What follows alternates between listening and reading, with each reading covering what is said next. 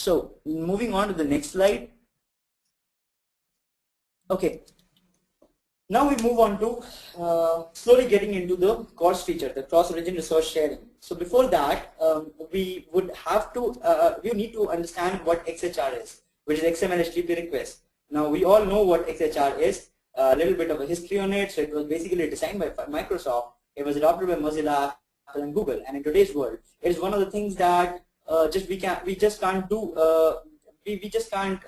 without, because that is what is used for making the Ajax calls. That is what is used for a lot of to make the web experience smooth and easygoing. So XHR was already there. It is a particular API. In technical terms, it is an API which is implemented by the browsers, and which is also supported by the different scripting languages of the browsers.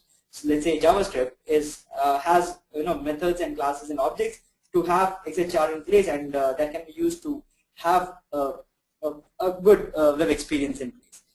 Now, what is so HTML5 about it? Because XHR was already there, it was improved a little bit over the already existing specification.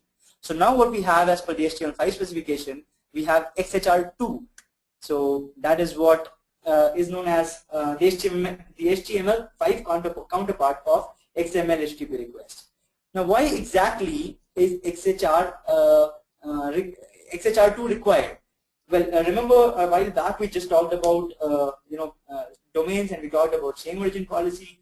Well, that is not always the case. It's not always that we would want to restrict different domains from accessing each other.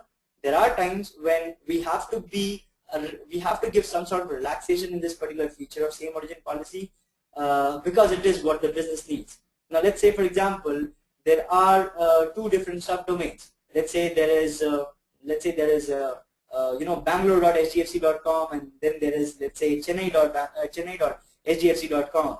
Now, let's say for some reason, for some business reason, these two subdomains would want to coordinate with each other, would want to talk to each other, would want to access each other's properties. In that case, if same origin policy is always in place, it will be very difficult to get what is required. That is a relaxation of same origin policy.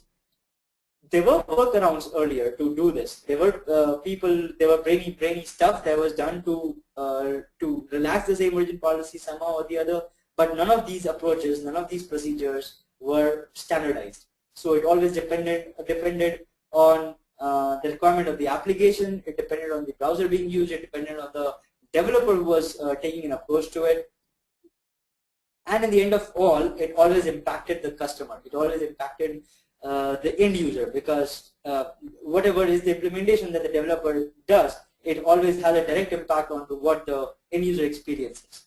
To avoid all of this hassle, what HTML5 came up with was XHR2. That is the answer of HTML5 to having a relaxation for same origin policy. So, okay, so yeah, brainy workarounds. There were a lot of brainy workarounds. There was windows.name, there were fragments, there was XHR and JSONP, that is JSON with padding. So these things were there, and when HTML5 came in, it came up with XHR2. Not just XHR2, but there was also cross-document messaging. That is what we call as web messaging, which would be the other part of the presentation. Both these features are actually used to relax the same origin policy. So if we go ahead and take a look into what exactly CORS is, or cross-origin resource sharing is,